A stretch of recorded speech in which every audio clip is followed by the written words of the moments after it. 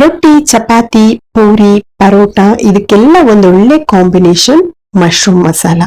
ಈ ರೆಸಿಪಿನ ನಿಮ್ ಜೊತೆಲಿ ಶೇರ್ ಮಾಡ್ತಾ ಇದ್ದೀನಿ. ಮಶ್ರೂಮ್ಗಳಲ್ಲಿ ತುಂಬಾ ರೀತಿಯ ಅಡುಗೆಗಳನ್ನ ಟ್ರೈ ಮಾಡಿರ್ತೀರಾ, ಬಟ್ ಈ ರೀತಿ ಮಶ್ರೂಮ್ ಮಸಾಲ ಒಮ್ಮೆ ಟ್ರೈ ಮಾಡಿ. ಮಾಡೋದು ಕೂಡ ತುಂಬಾನೇ ಬೇಗ ಮಾಡ್ಕೊಳ್ಬಹುದು. ಈ ಮಶ್ರೂಮ್ ಮಸಾಲ ಮಾಡ್ಲಿಕ್ಕೆ ಬೇಕಾಗಿರೋ ಇಂಗ್ರೀಡಿಯೆಂಟ್ಸ್ ಅನ್ನ ನಾನು ಡಿಸ್ಕ್ರಿಪ್ಷನ್ ಬಾಕ್ಸ್ ಅಲ್ಲಿ ಕೊಟ್ಟಿರ್ತೀನಿ, ದಯವಿಟ್ಟು ಚೆಕ್ ಮಾಡಿ. ಈಗ ಮಶ್ರೂಮ್ ಮಸಾಲ ಯಾವ ರೀತಿ ಮಾಡೋದು ಅಂತ ನೋಡೋಣ. ನಾನಿಲ್ಲಿ 250 ಗ್ರಾಂ ಮಶ್ರೂಮ್ ಅನ್ನ ತಗೊಂಡಿದ್ದೀನಿ. ನೀವು ಯಾವ ಮಶ್ರೂಮ್ ಅಲ್ಲಿ ಕೂಡ ಮಾಡ್ಕೊಳ್ಬಹುದು. ಮೊದಲು ಮಶ್ರೂಮ್ ಅನ್ನ ಒಂದು ಬೌಲಿಗೆ ಹಾಕಿ ಸ್ವಲ್ಪ ಸಾಲ್ಟು, ಸ್ವಲ್ಪ ಅರಿಶಿನ ಪೌಡರು ಹಾಗೆ ಬಿಸಿ ನೀರನ್ನ ಹಾಕಿ ಚೆನ್ನಾಗಿ ಮಿಕ್ಸ್ ಮಾಡಿ ವಾಶ್ ಮಾಡ್ಕೋಬೇಕು. ವಾಶ್ ಮಾಡ್ಕೊಂಡಿರೋ ಮಶ್ರೂಮ್ ಅನ್ನ ಹೀಗೆ ಸಣ್ಣ ಸಣ್ಣದಾಗಿ ಕಟ್ ಮಾಡಿ ಇಟ್ಕೊಳ್ಬೇಕು. ಮಶ್ರೂಮ್ ಅನ್ನ ಕಟ್ ಮಾಡ್ಕೊಂಡಾದ್ಮೇಲೆ ಟೊಮೆಟೊ ಪ್ಯೂರಿನ ಮಾಡ್ಕೋಬೇಕು. ಒಂದ್ ಮಿಕ್ಸಿ ಜಾರಿಗೆ 2 ಬಿಗ್ ಸೈಜ್ ಟೊಮೆಟೊನ ಕಟ್ ಮಾಡಿ ಹಾಕೊಂಡು ಮಿಕ್ಸಿ ಮಾಡ್ಕೊಳ್ಬೇಕು. ಮಿಕ್ಸಿ ಮಾಡಿ ಟೊಮೆಟೊ ಪ್ಯೂರಿನ ರೆಡಿ ಮಾಡ್ಕೊಳ್ಬೇಕು. ಅದಾದ್ಮೇಲೆ ಒಂದ್ ಪಾತ್ರೆನ ಬಿಸಿ ಮಾಡ್ಲಿಕ್ಕೆ ಇಟ್ಕೊಂಡಿದೀನಿ. ಪಾತ್ರೆ ಬಿಸಿ ಆದ್ಮೇಲೆ 2 ರಿಂದ 3 ಟೇಬಲ್ ಸ್ಪೂನ್ ಸಾಸಿವೆ ಎಣ್ಣೆನ ಹಾಕೊಂಡಿದೀನಿ. ನಿಮ್ಗೆ ಸಾಸಿವೆ ಎಣ್ಣೆ ಬೇಡ ಅಂದ್ರೆ ಕುಕಿಂಗ್ ಆಯಿಲ್ ಅನ್ನು ಕೂಡ ಹಾಕೊಳ್ಬಹುದು. ಅರ್ಧ ಟೀ ಸ್ಪೂನ್ ಜೀರಿಗೆನ ಹಾಕೊಂಡಿದೀನಿ.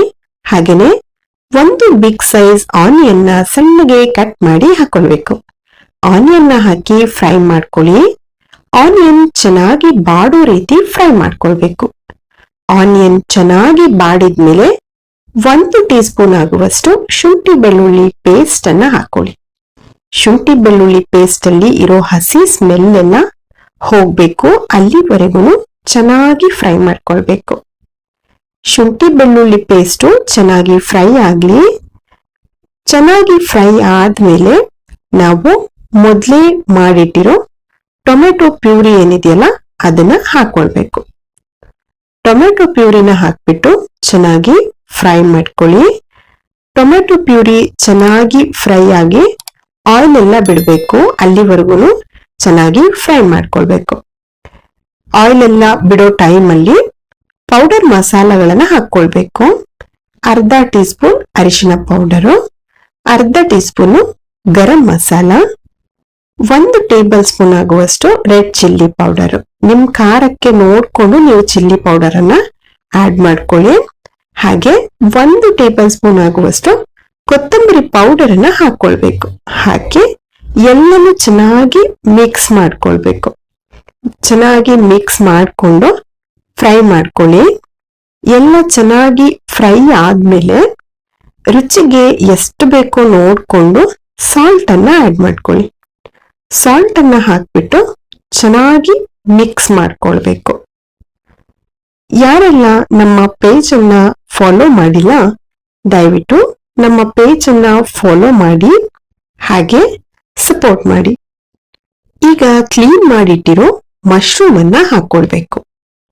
ಮಶ್ರೂಮ್ ಅನ್ನ ಹಾಕಿ ಚೆನ್ನಾಗಿ ಎಲ್ಲನೂ ಮಿಕ್ಸ್ ಆಗೋ ರೀತಿ ಮಿಕ್ಸ್ ಮಾಡ್ಕೊಳ್ಬೇಕು.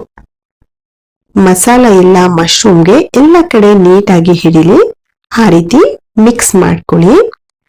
ಎಲ್ಲನೂ ಚೆನ್ನಾಗಿ ಮಿಕ್ಸ್ ಮಾಡ್ಕೊಂಡಾದ್ಮೇಲೆ 1/4 ಕಪ್ ಆಗುವಷ್ಟು ನೀರನ್ನ ಆಡ್ ಮಾಡ್ಕೊಂಡ್ರೆ ಸಾಕು.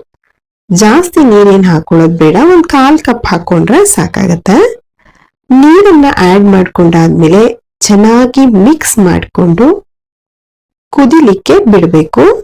ಇದು ಮೀಡಿಯಂ ಫ್ಲೇಮ್ ಅಲ್ಲೇ 10 ನಿಮಿಷ ಬೆಂದ್ರೆ ಸಾಕು.